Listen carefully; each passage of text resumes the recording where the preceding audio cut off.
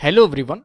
So this is our last lecture of the system programming course called as and in this topic we will basically study about the software development. Okay.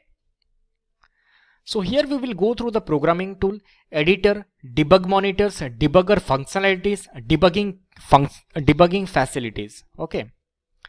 So basically what is a tool? A programming tool or software development tool is a program or application that software developers use to create, debug, maintain or otherwise support other programs and applications. So basically a tool is mainly used for these purposes. Okay. For example, a tool called is MATLAB. MATLAB is mainly used to do high-level computations to produce some results. Okay. Software developer tools are roughly divided into many types. The performance analysis tools are there, debugging tools are there, static analysis and formal verification tools are there, memory usage tools are there, application build tools, integrated development tools are there. Okay. So then what is an editor? Editors are mainly used to edit the programs of software development. It means editor is something where we edit the programs or develop a program or just write a program to develop a new software. This is called an editor. Then what is a debug monitor? Debug monitor is a powerful graphical and console made tool for monitoring all activities handled by the WinRival kernel. The tool is used to monitor how each command sent to the kernel is executed. It has basically two modes. One is graphical mode and other one is console mode. Okay. Debugger functionalities. A debugger or debugging tool is a computer program that is used to test and debug other programs. It runs a program step by step, parsing the program to examine the current state at some event or specified instruction by means of a breakpoint. Means basically we have to detect the errors. This is done by the debugger by means of a breakpoint and tracking the values of the variables to modify program state while it is running.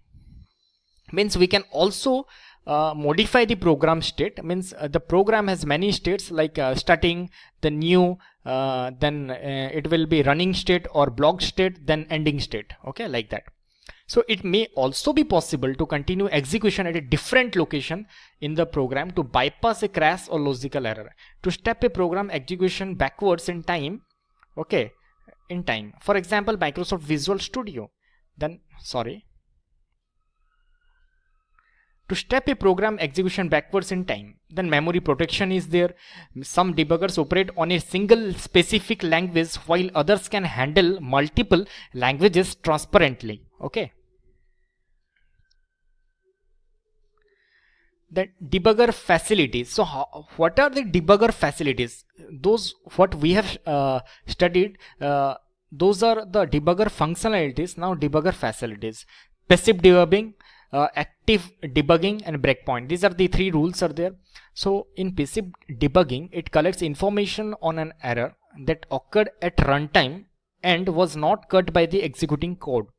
The programmer can then inspect the last error, obtain information about the call stack of the error, or even attempt to restart the computation. Active debugging, it is used in the source code to assist in tracing the activities of running scheme mode. You all students go through it so that you can understand better. Okay, breakpoint. A user may wish to halt execution of a program, of a running scheme program when a given procedure is called. A user then continue execution using the continue procedure. So many breakpoints are there where we can save our program from in the next start. We can just start from the breakpoint. Okay. So after all, our course is totally completed, and I just want to thank you all. Hope you can give suggestions or any questions you can ask in the comments below.